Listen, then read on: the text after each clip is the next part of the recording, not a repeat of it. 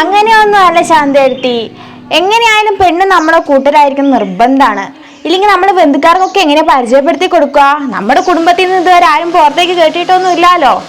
പിന്നെ പെണ്ണിന് വിദ്യാഭ്യാസം കുറച്ച് കുറവായാലൊന്നും കുഴപ്പമില്ല, വീട്ടുപണി നന്നായിട്ട് എടുക്കണം. എനിക്ക് എന്തെങ്കിലും പറ്റിയിട്ടുണ്ടെങ്കിൽ എന്നെയും കാരണവരും ഒക്കെ നോക്കേണ്ടത് അവളല്ലേ. പിന്നെ എൻ്റെ മോൻ ആരും പ്രേമിച്ചിട്ടൊന്നുമില്ല, അതുകൊണ്ട് അവന് കിട്ടാൻ പോകുന്ന പെണ്ണും അങ്ങനെ തന്നെ ആയിരിക്കും എന്നാ കരുതണേ. ഓ അതൊന്നും ഇല്ലെന്നേ.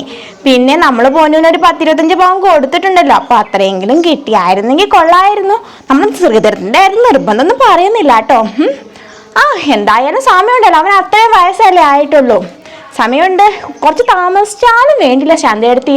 നമ്മുടെ കുടുംബത്തിന് ചേർന്നൊരു കുട്ടിയെ കിട്ടിയാൽ മതിയായിരുന്നു. എന്ത് ചെയ്യാനാ ശാന്തേടത്തി, കല്യാണം നോക്കാഞ്ഞിട്ടാണോ? നടക്കാത്തോണ്ടല്ലേ.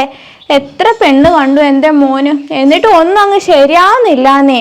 വയസ്സാണെങ്കിൽ അങ്ങ് എത്താറായി. ഇവനൊക്കെ ആയ കാലത്ത് ആരെങ്കിലും പ്രേമിച്ചായിരുന്നെങ്കിൽ നമ്മളൊക്കെ ഈ നടപ്പ് നടക്കണമായിരുന്നോ? കണ്ണടയ്ക്കുന്നതിന് മുമ്പ് അവൻ്റെ കല്യാണം ഒന്നും നടന്നായിരുന്നെങ്കിൽ. ഒരു പെണ്ണിനെ എവിടെന്നെങ്കിലും കിട്ടിയാൽ മതിയായിരുന്നു, ഒന്നും വേണ്ട, പെണ്ണായാൽ മതിയായിരുന്നു.